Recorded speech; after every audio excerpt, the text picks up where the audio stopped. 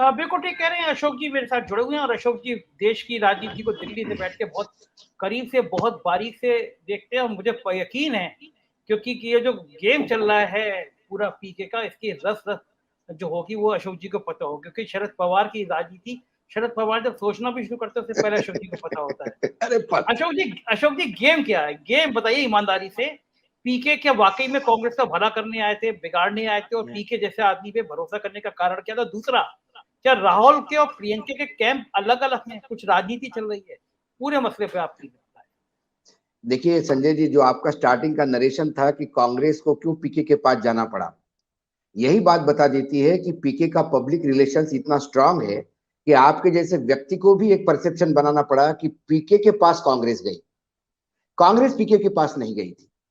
पीके कई दिनों से कांग्रेस में आने का प्रयास कर रहे थे। आपको याद होगा पंजाब के चुनाव के पहले जब अमरिंदर सिंह ने बोला कि पीछे पीके को मैंने लॉजिस्टिक के लिए हायर किया, एक प्रेजेंटेशन आप देख लीजिएगा, तब पीके ने पंजाब में क्या प्रेजेंटेशन लॉजिस्टिकली क्या सर्वे किया, इसका प्रेजेंटेशन जब दिया कांग्रेस को, तो बाहर ये खबरें छपी कि अब पीके कांग्रेस ज्वाइन कर रहा है। कोई उनको जनरल सेक्रेटरी बना रहा था, कोई उनको बिहार का बीजेपी पूरा बिहार यूनिट उनके अंडर कर दे रहा था। तब भी हम लगातार कह रहे थे कि ये मात्र पंजाब का प्रेजेंटेशन था और वो रिजेक्ट हो गया और उनको बाहर किया गया। जब ये पीके का दूसरा जब यूफोरिया चालू हो गया, मैं पहले दिन से, मैं तमाम यूट्यूब आप उठा के देखिए, मैं पहले दिन से कह रहा था कि पीके ना कांग्रेस में जाएगा। ये एक बहुत बड़ा एक गेम प्लान है जिसमें कांग्रेस को भी सूट करता है। ये पूरा आप ये देख लीजिए, 5 राज्यों के चुनाव के हार के बाद एकाएक सीडब्ल्यूसी आती है, G23 एक्टिव होते हैं, पूरा मीडिया कांग्रेस पे टूट पड़ता है, प्रियंका पे सवाल उठाते हैं, राहुल पे सवाल उठाते हैं, सोनिया गांधी पे सवाल उठाते हैं। क्या हम पिछले 8-10 दिनों में कांग्रेस के पराजय पे बात कर रहे हैं? एकाएक फोकस चेंज हो गया, पीके पीके पीके पीके पीके पीके सिस्टमेटिकली। और अब क्या हो गया? अब फोकस हो गया मंथन प्रोग्राम जो होगा अभी उदयपुर में, और 2024 का प्लान बनेगा। अब 2024 का प्लान बनेगा, लेकिन इन 5 राज्यों के चुनाव का हार का ठिकरा किसके सर? क्योंकि इसमें प्रियंका गांधी भी है, इसमें गांधी परिवार के कई लोग हैं, मेजर डिसीजंस गांधी परिवार ने लिए थे, इसलिए सिस्टमेटिकली मीडिया से ये बाहर हो गया। पीके का प्रेजेंटेशन जब पहले दिन हुआ, तब ये प्रियंका गांधी के ग्रुप के तरफ से, मैं मानता हूं बिल्कुल जैसा सतीश जी ने कहा कि वहां प्रियंका की एक कोटरी है, एक सोनिया जी की भी कोटरी है और एक राहुल की भी कोटरी है। ये भाई बहन भले ही एक हो, लेकिन नीचे जो है, जो उनके टीम के लोग हैं, वो आपस में ऐसा युद्ध करते हैं जैसा भारत पाकिस्तान का युद्ध हो रहा हो। जब पीके ये प्रेजेंटेशन करने गया तो ये टोटल 60-65 स्लाइड्स का प्रेजेंटेशन था, और प्रेजेंटेशन के 5 मिनट के बीच में ही एक स्लाइड आती है जिसमें यह कहा जाता है कि Rahul Gandhi prove to be a failure leadership. Rahul Gandhi उस मीटिंग से उठ के चले गए, फिर नहीं आए। जब राहुल गांधी मीटिंग से चले गए थे, तभी ये फेट तय हो गई थी कि अब ये मामला यही खत्म हो गया है। उसके बाद पीके बाहर आते हैं और एक 600 पेज का प्रेजेंटेशन हुआ। ये खबरें सारे दुनिया में चलती है, जिसमें खान मार्केट गैंग, जिसके बिल्कुल ये राजदीप सरदेसाई लीड कर रहे थे, उसको एक एक जगह फोन करके बोल रहे थे कि ये बिल्कुल ओरिजिनल अंदर का है, चला दो चला दो चला दो, और सारे पत्रकार बेचारे चला दिए। उसके बाद जब एएनआई ने ट्वीट किया तो फिर 600 पेजेस का, जो 600 पेजेस का ऐसा चला सब दूर। फिर भी देश में जो कांग्रेस को जानने वाले पत्रकार थे, वो लगातार इस बात पे बोल रहे थे कि ये 600 पेज का पता अंदर कुछ हुआ ही नहीं। जब वेणुगोपाल ने शाम को, जब ये सारे चैनलों पे चलने लगा और वेणुगोपाल ने जब डांटा कि ये क्या है बदतमीजी, तो उन्होंने हाथ ऊपर कर दिए, बोले नहीं नहीं, मेरे तो कोई लेना देना ही नहीं इस 600 पे, मैंने तो ये बात कही नहीं। फिर उसको लगा कि मामला ज्यादा हाथ से बाहर जा रहा है, तो इंडियन एक्सप्रेस में फोन करके उन्होंने एक इंटरव्यू दिया। उस इंटरव्यू में ये कहा कि ये 600 पेज का जो प्रेजेंटेशन घूम रहा है, इसको लेके इस वर्तमान प्रेजेंटेशन में और इसमें कोई लेना देना नहीं है, और ये बहुत पुराना प्रेजेंटेशन है, शायद मुझे पता भी नहीं लीक कैसा हुआ। और उन्होंने हाथ झाड़ दिए। उसके बाद लगातार उनकी बात बाहर ये हो रही थी कि सोनिया जी से मिल रहे, राहुल से मिल रहे। ये उसके बाद बाकी नेताओं से, सोनिया गांधी ने कहा 6-7 लोग मिलकर तय कर लो कि ये प्रेजेंटेशन में तुम्हें क्या लगता है। उसके बाद अलग अलग मुख्यमंत्री मिले, सब ने ये कहा कि क्रेडेंशियल, अब सब ये कह रहे हैं कि वो प्रोफेशनल आदमी है भाई, बिल्कुल प्रोफेशनल आदमी है। यदि कोई एड एजेंसी मारुति का एड के लिए कैंपेन करती है तो वो महिंद्रा के लिए नहीं करती, क्योंकि वो कॉम्पिटिटर, क्लैश ऑफ इंटरेस्ट माना जाता है। यदि वो कांग्रेस को कंसल्टेंसी करेंगे तो वो तेलंगाना में कैसा क्या करेंगे केसीआर को कंसल्टेंसी करके? वो क्लैश ऑफ इंटरेस्ट है। तृणमूला कांग्रेस की उनके कंसल्टेंसी है, वो क्लैश ऑफ इंटरेस्ट है। तो जब कारपोरेट सेक्टर में जब विज्ञापन अपन तय करते हैं, विज्ञापन एजेंसी, तब क्लैश ऑफ इंटरेस्ट देखा जाता है कि क्या वो सेम क्लाइंट हमारे है क्या। यदि सेम क्लाइंट है तो सेम फील्ड के क्लाइंट है तो हम नहीं देंगे आपको, क्योंकि डाटा शेयर होता है, बहुत सारी कंपनी की स्ट्रेटेजी शेयर होती है एड एजेंसी के साथ। एक कंसल्टेंट का रूप वैसा ही होता है। मैं नहीं मानता कि पीके ही अकेले कंसल्टेंट है। इस देश में हर राजनीतिक दल कोई ना कोई कंसल्टेंट हायर करता है, या अपने स्टेट लेवल का होता है या नेशनल लेवल का होता है। कुछ लोग इंटरनेशनल एजेंसी हायर करते हैं, लेकिन जो लोग एजेंसी हायर करते हैं वो एजेंसी भी चुप रहती है, उनका काम कंसल्टेंसी का होता है, मीडिया सेवी नहीं, वो अखबारों में इंटरव्यू नहीं देते। एक कुंडू करके सज्जन थे जो पीके के साथ लगातार काम करते थे, और कहा यह जाता था कि कंपनी का फेस पीके है और सारा पीछे काम कुंडू कर रहे हैं। वो कुंडू का विवाद हुआ इसी पब्लिसिटी को लेके, और कुंडू अलग हो गए। कुंडू की सेवाएं पिछले 2 साल से कांग्रेस ले रही है, और वर्तमान में तेलंगाना में कुंडू काम कर रहे हैं। लेकिन कुंडू का कहीं इंटरव्यू नहीं मिलता आपको, कुंडू किसी पत्रकार से बात नहीं करते, वो नेताओं का मीटिंग नहीं लेते, वो पब्लिक रैली एडजस्ट ये नहीं करते। ये तमाम बातें जो है, हमने पीके को एक बात समझ में नहीं आती, पीके एक पूरा मीडिया का यूनिट लेके चलते हैं। वो नरेंद्र मोदी को कॉपी करते हैं, नरेंद्र मोदी ने उनको कॉपी नहीं किया, वो नरेंद्र मोदी को कॉपी करते हैं और एक बड़ी publicity, larger than life image बना के चलते हैं। और ये मुझे तब पता पड़ा कि जब ये महाराष्ट्र में शरद पवार के पास मिलने गए, तो ये मिलने तो 10 बजे जा रहे थे, लेकिन सुबह 7 बजे से लेके ब्रेकिंग न्यूज मराठी चैनलों पे चल रही थी, और बार बार फोनो लिए जा रहे थे, पीके जा रहे हैं, थर्ड फ्रंट होने जा रहा है, ये होने जा रहा है। तो मैंने एक चैनल हेड से बात की, मैंने कहा यार क्या ये मूर्खतापूर्ण काम कर रहे हो? वो अभी पहुंचा, मिला कि नहीं मिला ये पता नहीं, सुबह से चल रहा है। बोले पीके के यहीं से कंफर्मेशन आया, उसका आदमी मिल के गया, बोल के गया कि ये बिल्कुल थर्ड फ्रंट हो रहा है। बाद में जब शरद पवार जी से मेरी बात हुई तो उन्होंने बात कुछ अलग ही बताई। उन्होंने कहा कि मैं हॉस्पिटल से डिस्चार्ज हो गया था, कई लोग मुझे मिलने आ रहे थे, मैं कई लोगों से मिल रहा था, तो इनका भी नाम आया, और 2-4 जगह से इनके लिए बोला गया कि सर ये मिल लो, इनको मिलना चाहते हैं।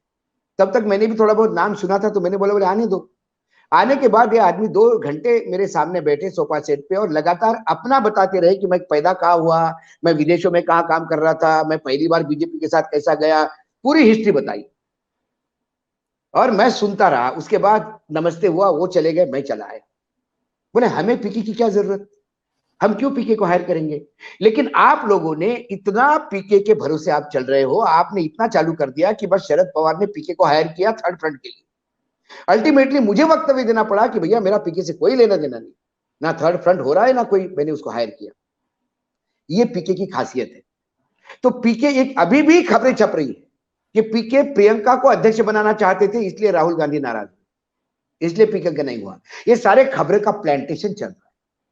हम पहले दिन से कह रहे थे कि पीके को एक्सेप्ट नहीं करेंगे, पीके को लार्जर देन लाइफ अपने साबित किया। पीके का उपयोग लिया लॉजिस्टिकली, विदेश से आए थे, नई टेक्नोलॉजी लाए थे, नरेंद्र मोदी ने टेक्नोलॉजी समझी। लेकिन जितना मैं नरेंद्र मोदी को जानता हूं, मुझे नहीं लगता नरेंद्र मोदी ने उनको ये पूछा होगा कि गुजरात में तू बता मेरे भाई कि मैं पहली सभा कहां लूं।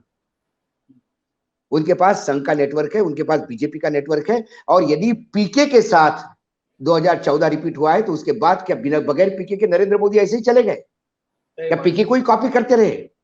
फिर तो एक बार पीके की यूज कर लो और उसको बाद पीके का कॉपी करो और नरेंद्र मोदी हो जाओ। ये इतना इजी नहीं रहता राजनीति। पीके ने हमेशा दाव जीतते हुए घोड़े पे लगाया है। पीके बना दे, राज ठाकरे के साथ ज्वाइन करके राज ठाकरे की पार्टी को बना दे, जिसका एक एमएलए नहीं उसको बना दे, सत्ता में ले आए। गोवा में क्या हो गया था? गोवा का चुनाव शायद गोवा के इतिहास में सबसे ज्यादा कॉस्टली चुनाव ये हुआ है जो पिछला चुनाव हुआ। तृणमूल कांग्रेस ने करोड़ों रुपए झोंक दिए पूना में या गोवा में।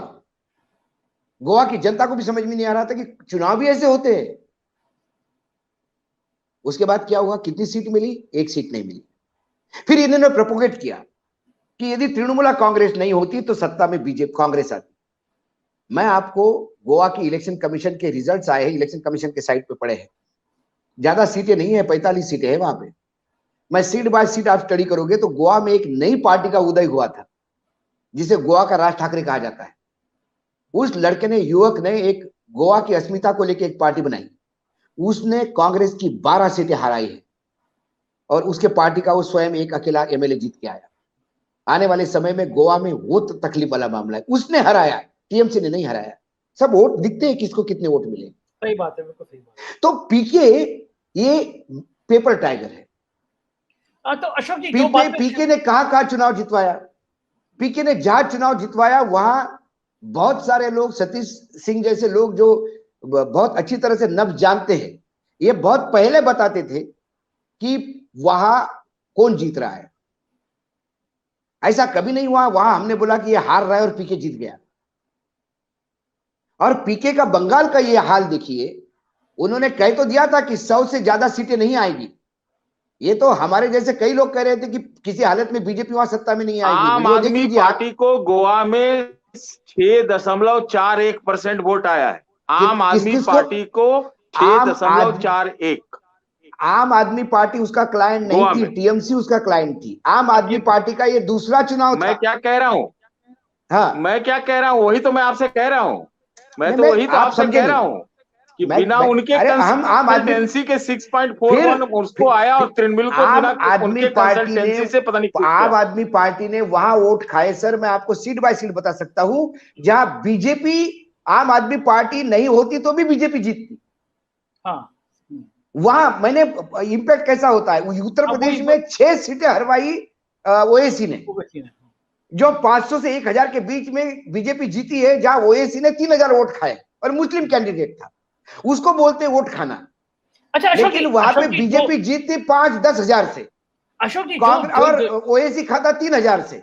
अशोक तो फिर ओएसी ने वोट नहीं काटे। अशोक जी एक बात और कही जाती है कि दिल्ली के कुछ बड़े स्थापित मीडिया हाउस, कुछ बड़े पत्रकार, वो भी पी के अपने पास पैरोल पे रखते हैं। क्या ये बात सही है? बिल्कुल पैरोल पे रखते हैं, मैं मानता हूं इस बात को, पैरोल पे रखते हैं। और पीके का एक और भी है जो सतीश सिंह जी से ही उस दिन एक डिस्कशन में मुझे पता पड़ा कि उनके कारपोरेट हाउसेस में भी अच्छे संबंध है, तो विज्ञापन भी दिलवाते हैं कुछ लोगों, ये भी काम करते हैं। ऐसा एक मार्केट में है। कुल मिला के मैंने पीके का एक भी उदाहरण ऐसा नहीं दिखा कि जो बिल्कुल मरणासन्न स्थिति में हो उसको पूरी जान फूंक के खड़ा किया। पीके ने खड़ा है ना, चलते हुए घोड़े पे तो उगते हुए सूरज पे तो सब दांव लगाते हैं, डूबते हुए सूरज पे किसने लगाया? अशोक जी कांग्रेस के साथ वो आ रहे थे, मानता हूं। 2024 की अशोक जी दो तीन सवाल है। पहली बात तो कि मेरे पास जानकारी है कि कांग्रेस के पास वो खुद गए थे, कांग्रेस ने नहीं बुलाया, पहला। बिल्कुल मैं मानता हूं इस बात को।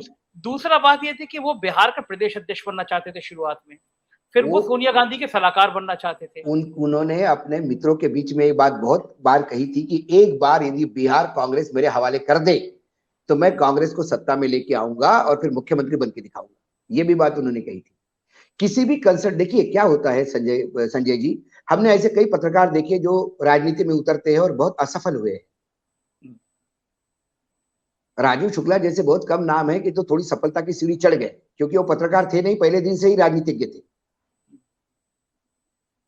लेकिन घाटी पत्रकार जब नेता बनता है तो इतना सफल नहीं होता।